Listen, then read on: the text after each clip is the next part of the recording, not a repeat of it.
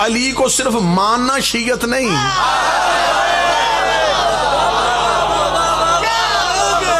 تسلیم کرنا ہے۔ میرے مالک تسلیم کرے تو کیا کریں؟ جیسا ہم مانتے، فرمایا نہیں، جیسا تسلیم کرنے کا حق ہے۔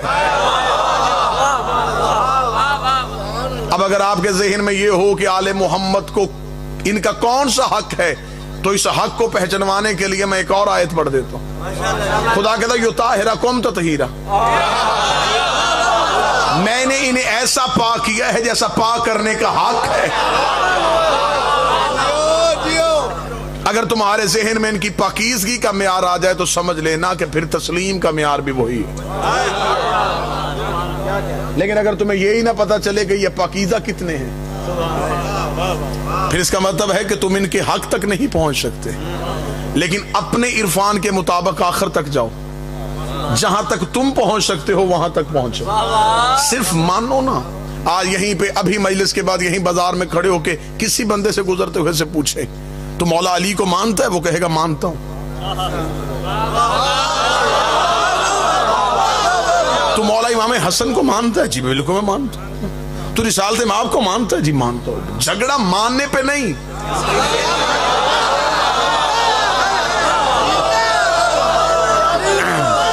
صاحب یہ کس نے کہہ دیا کہ ہماری آپ سے لڑائی ماننے پہ؟ ماننے پہ تو ہے ہی نہیں، ہمارا تو جھگڑا ہے تسلیم پہ۔ اب اگر ملتان نے پہلے ہی لمحے میں نوکر کا ساتھ دیا اور ہاتھ اٹھا لیا تو پھر اگلی سطر بھی آپ ہی کا حق بنتا ہے۔ ان پہ تحقیق نہیں کرنی، انہیں تسلیم کرنا۔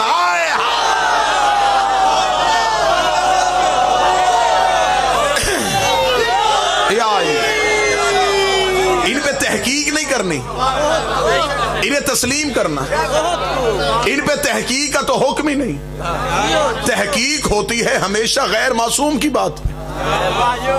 ساؤنڈ والا بھائی آواز کو ذرا بہتر کر دے، اس کو ذرا اس کی پچ کم کر کے نا جس کو تھوڑا لاؤڈ بڑھا دے۔ تحقیق ہوتی ہے گنہگار کی بات، تحقیق ہوتی ہے خاکی کی بات، تحقیق ہوتی ہے بشر کی بات۔ قرآن کہتا ہے تمہارے پاس کوئی بھی فاسق اگر کوئی خبر لے کے تحقیق کرو، تحقیق غیر معصوم پہ ہے، معصوم پہ تحقیق نہیں، تسلیم ہے۔ میرا خیال اگر یہ سطر سمجھ گئی اگلے 5 دن چپ رہو تو مجھے کوئی گلہ نہیں ہوگا، لیکن یہ سطر نہیں ضائع کرنے دینی۔ اب میں اشارہ کرنے لگا ہوں کیونکہ اگلی 4 مجلسوں میں وضاحت ہو جائے گی، آج صرف اشارہ سمجھ لینا۔ جن پہ تحقیق کا حکم تھا انہیں تسلیم کیا جا رہا، یہ حق ہے سننے کا۔ بادشاہ حسین ان ہاتھوں کو ہمیشہ سلامت رکھے۔ جن پہ تحقیق کا حکم تھا انہیں تسلیم کیا جا رہا ہے، اور جنہیں تسلیم کا حکم تھا ان کے فضائل پہ تحقیق کی جا رہی ہے۔ آپ کو کس نے اختیار دیا ہے؟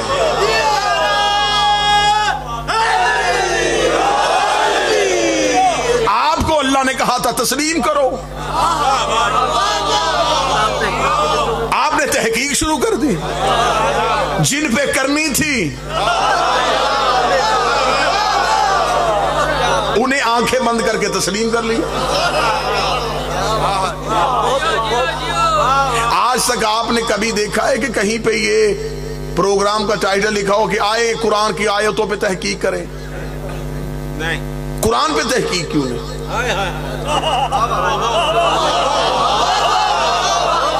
بھئی یہ کیسی چلاکی ہے کہ آپ کو جو بھی فضائل آل محمد کی بات ملتی ہے، روایت ملتی ہے، آپ اس پہ تحقیق کرنے کے لیے گھس جاتے؟ قرآن پہ تحقیق کیوں نہیں کرتے؟ اسے قرآن کو تسلیم کرنے کا حکم کر دیا، اس لیے کہ قرآن ہے، اسے ہم تسلیم کرتے ہیں، لیکن یہ فضائل جو آپ پڑھتے ہیں ہماری سمجھ میں نہیں آتے۔ میں تمہیں قرآن کی کتنی آیتیں تمہاری مرضی کی نکال کے دکھاؤں جو سمجھ میں نہیں آ رہی؟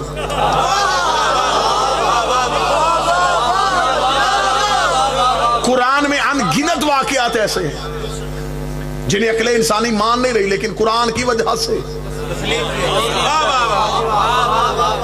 کیونکہ یہ قرآن کے اندر ہے، اب ہمیں تسلیم کرنا ہے، اب ہمیں ان پہ تحقیق نہیں کرنی۔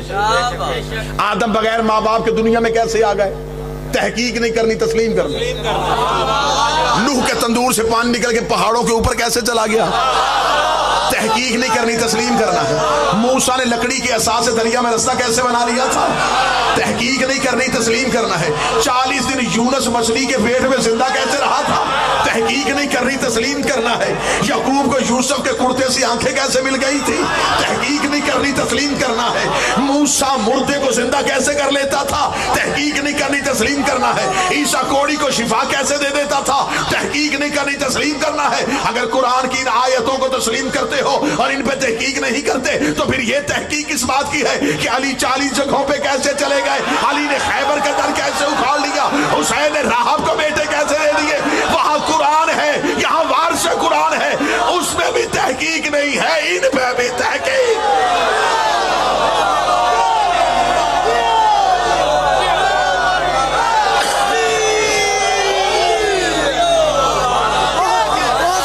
بسم اللہ صلی اللہ، ان پہ بھی تحقیق۔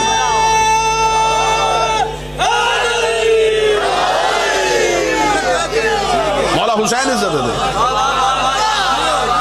قرآن کی آیتوں میں مرشد تحقیق ہے ہی نہیں، انہیں تسلیم کیوں کر رہے ہو؟ قرآن میں ہے۔ اگر قرآن کی آیت میں تحقیق نہیں تو پھر علی کی فضیلت میں بھی تحقیق۔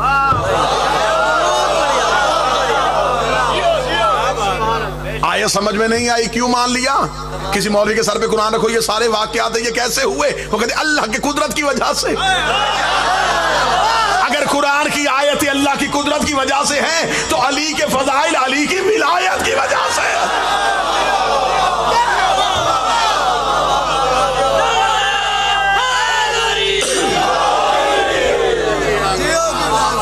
اگر وہ آیتیں اللہ کی قدرت کی وجہ سے ہیں تو یہ علی کی ولایت کی وجہ سے۔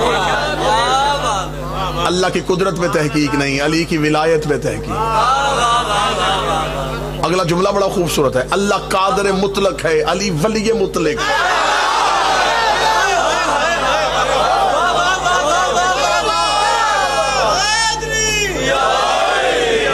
مطلق کیا ترجمہ؟ وہ قادر ہونے کی وجہ سے جو چاہے کر سکتا ہے، یہ ولی ہونے کی وجہ سے۔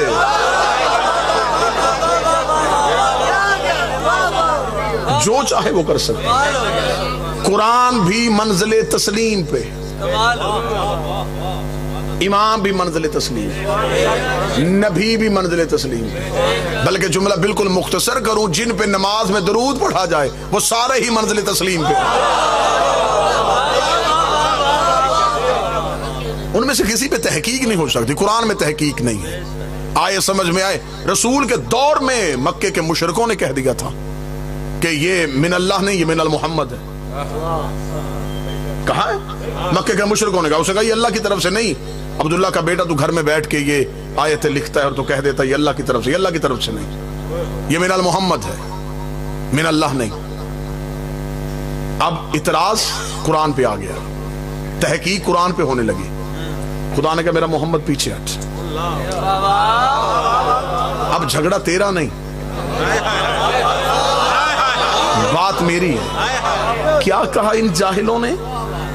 یہ جاہل کیا کہتے ہیں؟ یہ بڑی بڑی داڑھیوں والے کیا کہہ رہے ہیں؟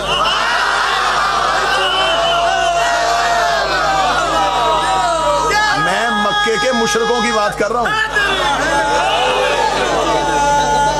میں مکے کے مشرکوں کی بات کر رہا ہوں۔ یہ کیا کہہ رہے ہیں؟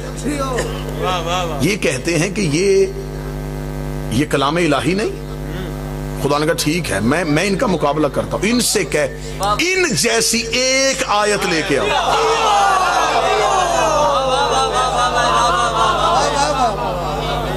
تمہارے پاس قرآن کے مقابلے پہ قرآن ہے نا، تو لاؤ۔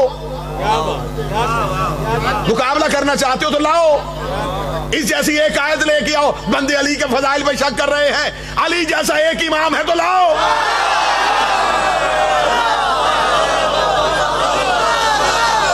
ہم اعتراض نہیں کریں گے کہ آپ جسے ماننا چاہے مانیں۔ علی جیسا پھر ایک امام لے کے،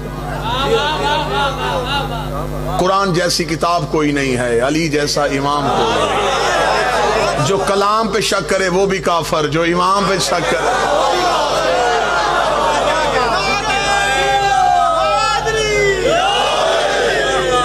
آپ کو خبر ہی نہیں ہونی نہیں کہ میں نے کہاں سے کیسے گزر جانا. کانٹوں پہ چلوں گا نہیں, پھولوں کی سیج پہ چلوں گا. بالکل ایسی میٹھی گولیاں, شفا بھی پوری ہو اور حلق سے اترتے تکلیف بھی نہ ہو. ایسا ہونا چاہیے نا, پالیسی تبدیل ہونی چاہیے. اب قرآن میں تحقیق نہیں, قرآن صرف تسلیم کرو.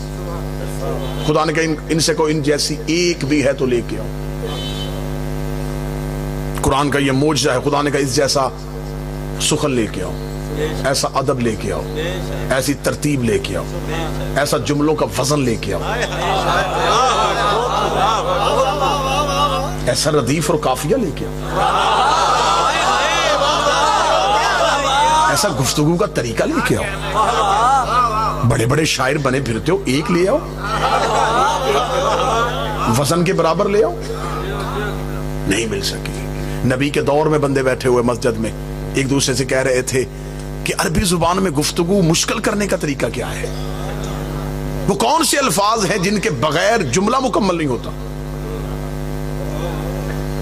کوئی ایسا لفظ عربی میں ڈھونڈا جائے جس کے بغیر جملہ مکمل نہ ہو. سب نے طے کیا کہ الف ایک ایسا حرف ہے, اس کے بغیر جملہ ہو ہی نہیں سکتا. الف کے بغیر بات نہیں ہو سکتی. اتنا کہنا تھا یا کونے سے علی اٹھ کے کھڑے ہوئے.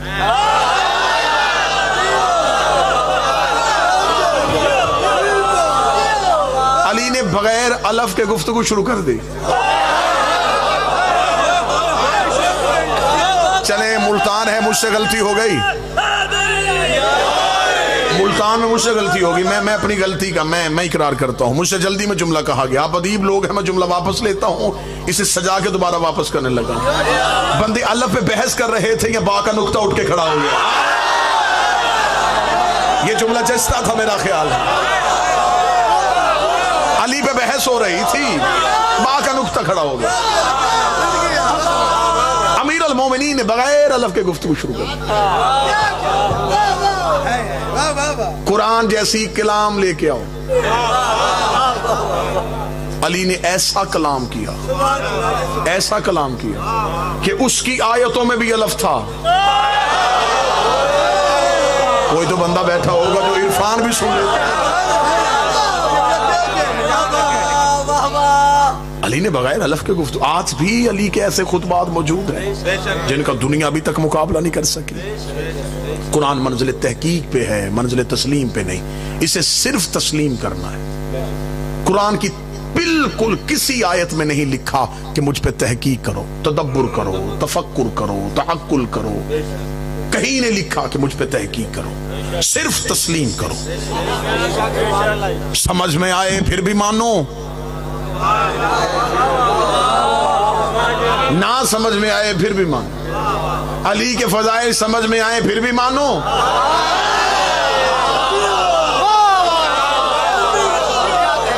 نہ سمجھ میں آئے پھر بھی مانو.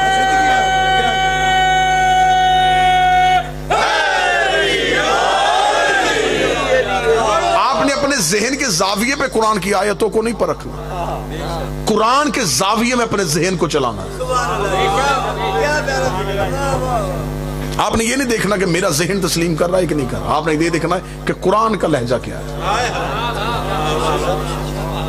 اپنے اذہان کو قرآن کے آگے نہیں چلانا, اپنے ذہنوں کو قرآن کے پیچھے چلانا. قرآن منزل تحقیق پہ نہیں, منزل تسلیم پہ ہے. نبی بھی منزل تحقیق پہ نہیں. نبی نے کہہ دیا اللہ ہے, اب دیکھنا نہیں. جو قریب بیٹھو کے ساتھ دیتے رہنا جی.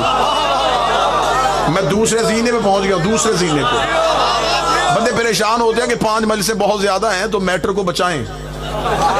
ہاں میرا ہوتا ہے کہ مجلسیں بڑی تھوڑی ہیں, میٹر کو پھیلائیں. جتنا ہو سکے بات پھیلے. ہو سکتا ہے کہ اگلی بات سے, اگلی مجلس میں ایک بات سے کوئی بات نکل آئے اور اہم بات پیچھے رہ جائے. لہذا جو ہے وہ جلدی جلدی پہنچے. ایک لمحہ بھی میں نے ضائع نہیں کیا. ادھر ادھر تو میں گیا ہی نہیں. خطابت میں بھرتی کے لفظ ڈالنے کا میں قائل نہیں ہوں کہ میں اپنی قوم کے 5 منٹ جو ہیں وہ اپنی ذاتی باتوں میں ضائع کروں، ایک لمحہ بھی ضائع نہیں ہوا سرکار، بالکل ہم صراط مستقیم پہ چل رہے ہیں، نبی منزل تحقیق پہ نہیں، نبی منزل تسلیم پہ ہے۔ جو پیچھے احباب کھڑے ہیں، اگر آپ کا بیٹھنے کا موڈ ہو تو میں تھوڑا تھوڑا آگے کر لوں جی، درود پڑھتے پڑھتے تھوڑا تھوڑا آگے تشریف لے آئیں۔ اللہم صلی، نہیں کوئی بزرگ ایسا نہ ہو کہ کوئی کھڑا ہو، اس سے تکلیف ہو رہی ہو، تھوڑا تھوڑا آگے تشریف لے آئیں درود پڑھتے ہوئے۔ اللہم صلی علی محمد، اس کو پیچھے گنجائش ہے نہیں، یہ چیئر پیچھے کی جا سکتی،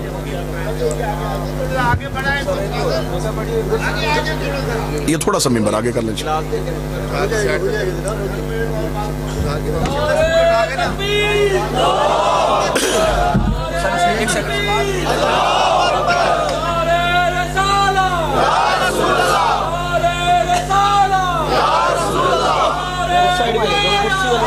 بس ٹھیک ہو گئے،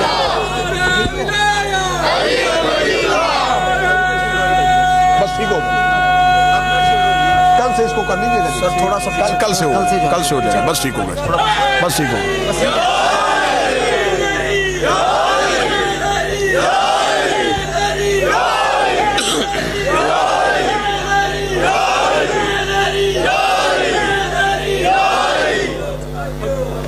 ہاں بس تھوڑا تھوڑا اپنے پہلو میں جذبہ انصار رکھتے ہوئے مہاجرین کو جگہ دیں، ٹھیک ہوگا جی؟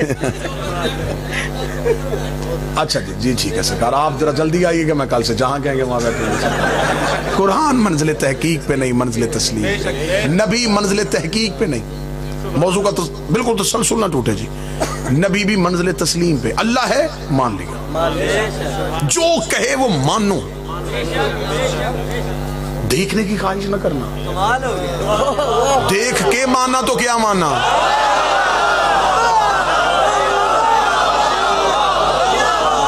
بھئی نبی اگر انگلی کے اشارے سے چاند اور ٹکڑے کر سکتا تھا، وہ اللہ دکھا سکتا تھا، لیکن اگر تم نبی کو کہتے دکھا، وہ دکھا دیتا، پھر دیکھ کے مانتے تو پھر نبی کی وجہ سے نہ مانتے، اسے اس کی وجہ سے مانتے، اور وہ چاہتا ہی نہیں ہے کہ مجھے میری وجہ سے مانو، وہ کہتا ہے مجھے جو بھی مانے ان کی وجہ سے مانے۔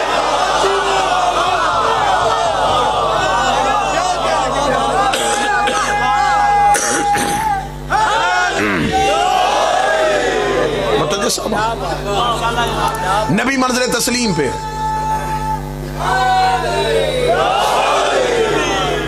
میرے اہل سنت بھائیوں کے ہاں یہ واقعہ کثرت کے ساتھ درج ہے، شیعہ نے بھی لکھا ہے، ایک صحابی رسول نام ان کا خزیمہ بن ثابت، انہیں لقب ملا تو ذو شہادتین، 2 گواہیوں والا صحابی نبی کے، جتنی دیر زندہ رہے ان کی گواہی 2 مردوں کے برابر مانی جاتی۔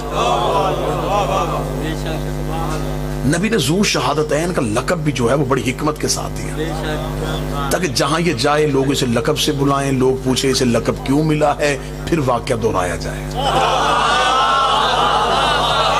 اس واقعے میں 2 راز تھے جن کی وجہ سے نبی نے لقب ہی دے دیا، نبی نے کہا اسے لقب دے دو تاکہ یہ جہاں جائے، جہاں تاریخ میں اس کا نام لکھا جائے آگے ذو شہادتین، اور یہی ہوا ہے، جس بھی کتاب میں اس کا نام لکھا نا ذو شہادتین، آگے بریکٹ میں واقعہ لکھا ہے۔ اکیلا صحابی کا نام ہوتا تو پھر واقعہ تو ہم بھول جاتے، ذو شہادتین 2 گواہیوں والا۔ کیا گواہی دی تھی اس نے؟ نبی کے پاس ایک یہودی آیا تھا، اس نے کہا مسلمانوں کا پیغمبر آپ نے مجھ سے کوئی قرض لیا ہے؟ نبی نے کہا میں تو تجھے نہیں جانتا، اس نے کہا میرے پاس گواہ ہے، اسے بغل سے یہودی کھڑا کیا، اس نے کہا میں گواہی دیتا ہوں آپ نے قرض لیا تھا۔ یہودی کا آپ کے پاس کوئی گواہ ہے؟ آپ کے پاس کوئی گواہ ہے؟ رسالت میں آپ خاموش تھے، خزیمہ آ گئے، یا رسول اللہ کیا ماجرا ہوا؟ فرمایا یہ یہودی دعویٰ کرتا ہے کہ میں نے اس سے قرض لیا جبکہ میں نے تو نہیں لیا، اور یہ مجھ سے گواہ مانگ رہا ہے۔ خزیمہ نے یوں اس کی طرف دیکھا، میں گواہی دیتا ہوں، قرض ہمارے نبی نے نہیں لیا، اتنا کہنا تھا۔ یہودی شرمندہ ہو کے چلا گیا، نبی نے خزیمہ کی طرف دیکھا، خزیمہ تو نے گواہی کیسے دے دی ہے؟ خزیمہ نے دونوں ہاتھ نبی کے قدموں پہ رکھ کے کہا آپ نے کہا اللہ ہے، میں نے دیکھا تھا، آپ نے کہا جنت ہے میں نے دیکھی، آپ نے کہا فرشتہ ہے میں نے دیکھا، آپ نے کہا میں نے نہیں لیا، تو میں نے آپ کے کہنے پہ گواہی دے دی ہے، کیونکہ آپ کو تسلیم کرنے کا حکم ہے، آپ پہ تحقیق کرنے کا حکم نہیں ہے۔ جو ہاتھ اٹھ گیا گیا اسے ابھی دوسرا نتیجہ دے دیتا ہو. نبی نے اسے ذو شہادتین کیوں کہا؟ تاکہ گلی گلی یہ واقعہ پڑھا جائے اور دنیا کو پتا چلے پہلی بار معصوم سے یہودی نے گواہ مانگا تھا،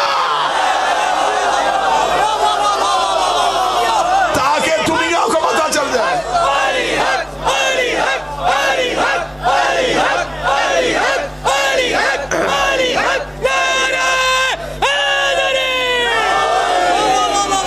جو معصوم سے گواہ مانگے وہ یہودی ہوتا ہے. جو تسلیم والوں سے گواہ مانگے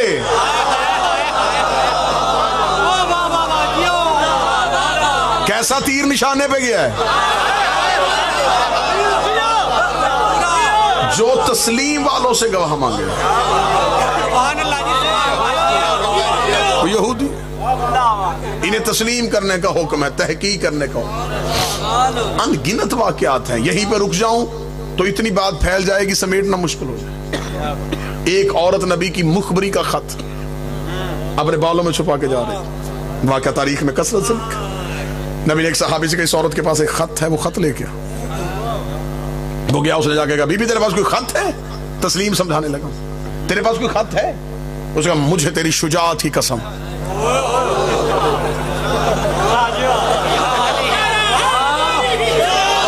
میرے پاس خط نہیں. اب آپ چپ بیٹھے ہیں. عورت قسم کھائے، کھائے بھی ایسے بندے کی اور کھائے بھی اس چیز کی جو اس میں ہو ہی نہ. تو میرا خیال ہے اسے مان لینا چاہیے تھا. مولا حسین عزت اسے مان لینا چاہیے.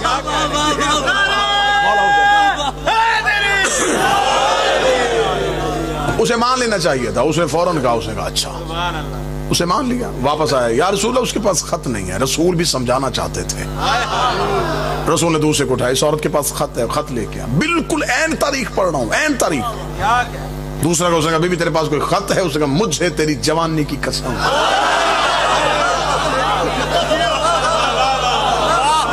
کیا کہنے میری قوم کے حاضر دماغی کے.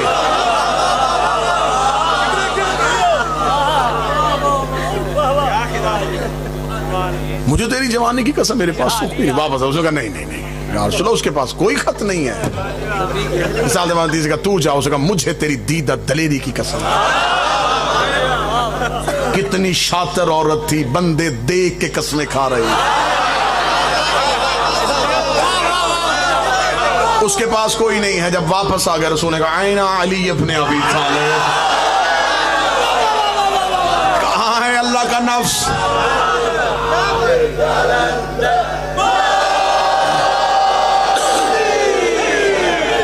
کہاں ہے نفس پروردگار؟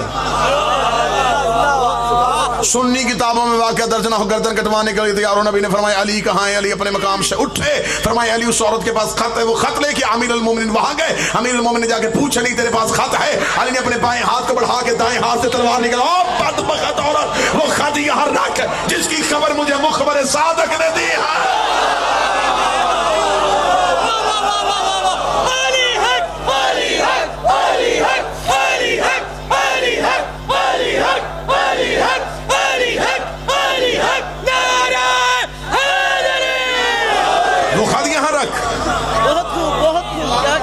جس کی خبر مجھے مخبر صادق نے دی.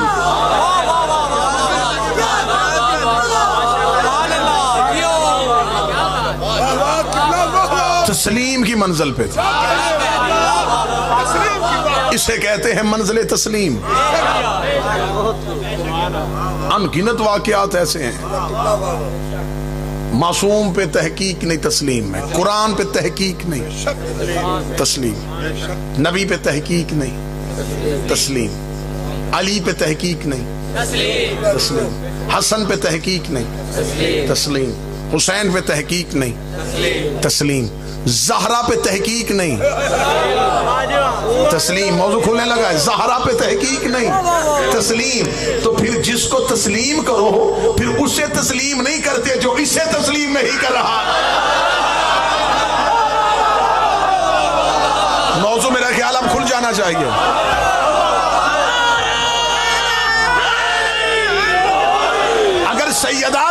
تسلیم کیا گیا؟ تو پھر انہیں کیوں تسلیم کیا گیا؟ جنہوں نے سیدہ کو تسلیم نہیں کیا تھا، کیونکہ جو گواہ مانگ رہا تھا وہ تحقیق والا تھا۔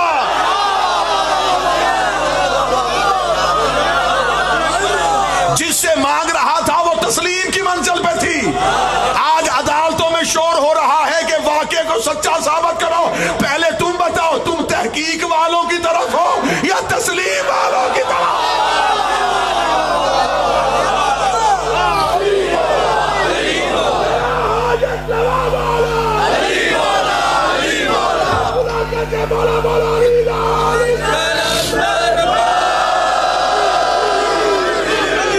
مولا حسین عزت عطا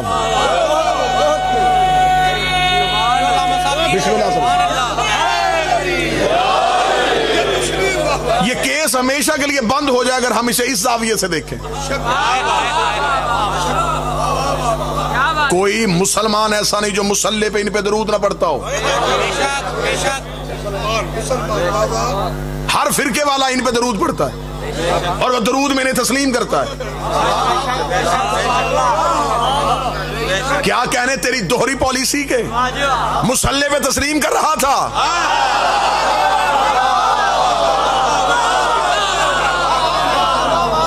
مصلی سے ادھر کے تحقیق کر رہا ہے۔ اچھا دوسری بات یہ ہے کہ درود میں کتنا بڑا معجزہ ہے۔ مسلمان نے درود جب اذان سے پہلے پڑھا تو اپنی مرضی کے گھروں میں بھیج دیا۔ اشارہ سمجھنا شروع کرو آپ لوگ، دور بڑا مشکل آ گیا ہے۔ اشارہ میری قوم اب سمجھنا شروع کرے۔ درود کبھی ادھر بھیج دیا، کبھی ادھر بھیج دیا، کبھی ادھر بھیج دیا۔ ان پہ بھی جس نے مائی پہ کھڑے ہو کے درود کا ادھر ادھر بھیجا تھا، جب وضو کر کے مصلی پہ آیا درود خود ہی سمٹ کے زہرا کے گھر پہ آ گیا۔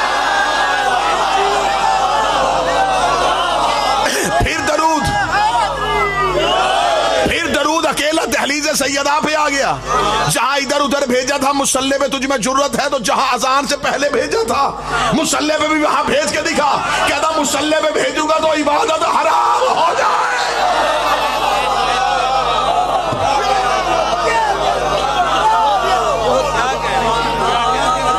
مولا حسین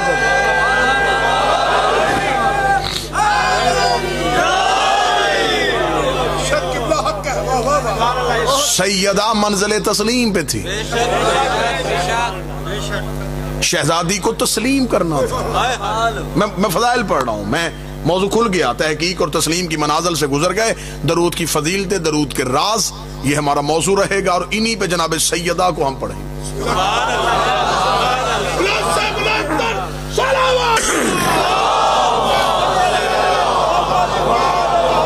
اور ثابت کریں گے مسلمان ہے نماز کی وجہ سے، نماز ہے درود کی وجہ سے، درود ہے زہرا کی وجہ سے۔ ابھی تک تو مسلمان کو اصل درود کی سمجھ ہی نہیں آئی۔ خدا ہمیں کہہ رہا تم پڑھو صلو علیہ وسلم، تم پڑھو، اور ہم نے آگے سے کہا اللہم صلی علی، تو پڑھ۔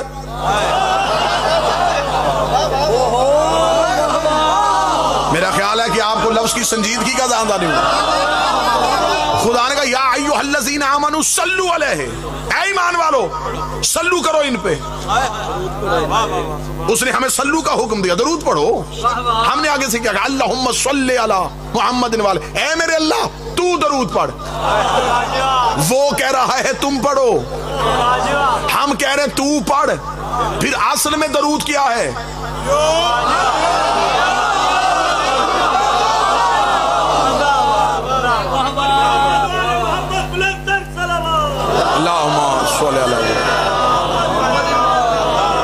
پھر حقیقت درود کیا ہے؟ پھر فضیلت درود کیا ہے؟ جو بھی کتاب اٹھاؤ اس میں یہ لکھا اتنی دفعہ درود پڑھو تو یہ ہوگا، اتنی دفعہ درود پڑھو تو یہ ہوگا۔ درود پڑھنے سے کیا ہوتا ہے یہ بتا دیا، درود میں کیا ہوتا ہے یہ کیوں نہیں بتا؟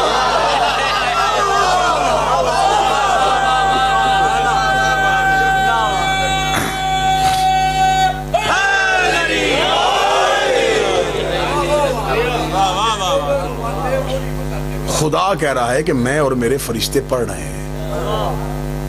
یہ نہیں کہا کہ میں نے فرشتوں کو بھی حکم دیا ہے کہ وہ بھی پڑھو، نہیں، ہم پڑھ رہے ہیں۔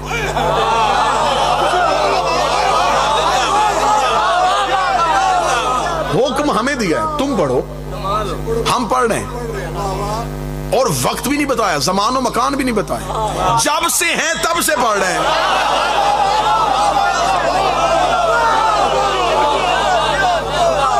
یا تو خدا یہ کہہ دیتا نا کہ میں پڑھتا ہوں اور میں فرشتوں کو اور تمہیں کہتا ہوں کہ پڑھو۔ خدا نے کہا میں بھی پڑھ رہا ہوں، فرشتے بھی پڑھ رہے ہیں۔ کوئی خدا نے یہاں پہ کوئی کنڈیشن استعمال نہیں کی کہ ہم تب سے پڑھ رہے ہیں، پڑھ رہے ہیں۔ اب یہ کون بتائے گا کب سے پڑھ رہے ہیں؟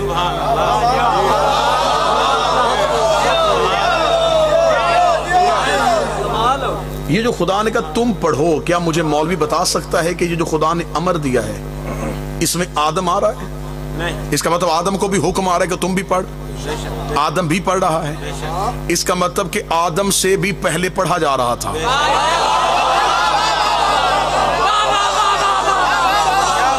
آدم سے پہلے تو پڑھا گیا، یہ تو آپ اہل سنت کتابیں چاہیں گے تو میں یہاں ممبر پہ لے کے آگے رکھ دوں گا کہ خدا نے جب حضرت آدم اور حوا کا نکاح پڑھا تو فرمایا آدم حق مہر دے تاکہ حوا تجھ پہ حلال ہو۔ فرمایا میرے مالک ابھی تو نے حکم دیا ہے، ابھی تو نے خلق کیا ہے، زمین پہ بھیجے گا، کچھ کماؤں گا پھر دوں گا، اب حق مہر کہاں سے دوں؟ فرمایا 5 دفعہ آل محمد پہ درود پڑھ۔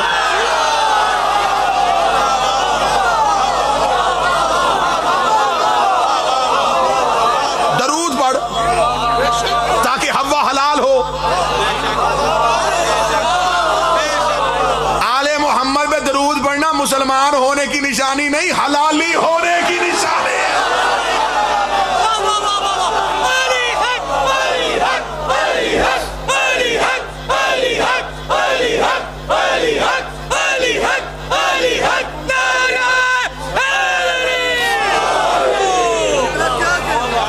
تو پڑھ ان پہ درود۔ اب جو آدم نے درود پڑھا وہ درود کیا تھا؟ وہ بھی یہی تھا، تو پڑھ۔ جب آدم میں بھی یہ طاقت نہیں کہ وہ بھی پڑھ سکے ان پہ،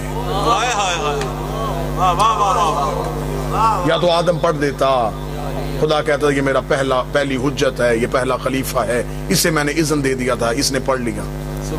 نبیوں نے بھی اسے کہا تو پڑھ۔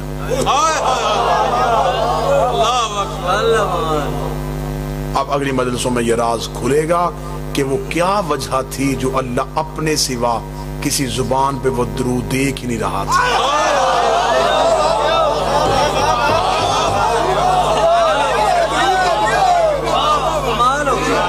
تمہیں حکم ہے،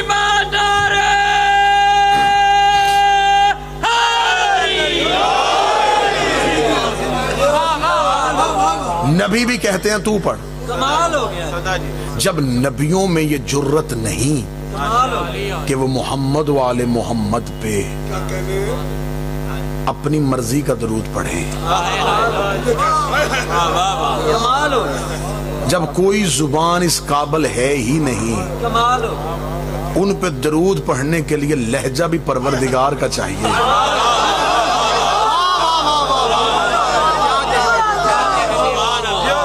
اور اگلی مجلسوں میں یہ بھی راز کھلے گا کہ فرشتے کیوں پڑھتے تھے، جو کام اللہ نے نبیوں سے نہیں لیا وہ فرشتوں سے کیوں لینا۔ یہ ہے فلسفہ درود، اور جب اس فلسفے کو پورا کھولیں گے تو اندر سے سیدہ کا ایک راز نکلے گا۔